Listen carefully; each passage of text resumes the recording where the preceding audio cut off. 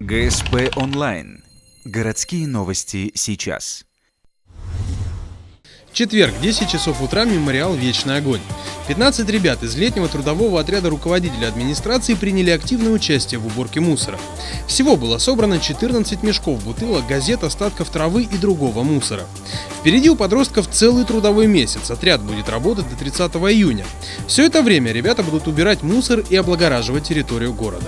Возраст наших детей от 14 до 18 лет. Мальчиков в этом году больше, чем девочек. Очень трудолюбивые ребята. И я считаю, что благодаря таким детям наш город станет чище, еще краше и красивее. После трудового дня подростков ждет насыщенная культурная программа. Ребятам демонстрируют познавательные фильмы, проводят семинары, лекции о Коми-крае, а также организуют походы в музеи Ухты. В конце месяца ребят ожидает вознаграждение за труд. Каждый из них получит порядка 6 тысяч рублей.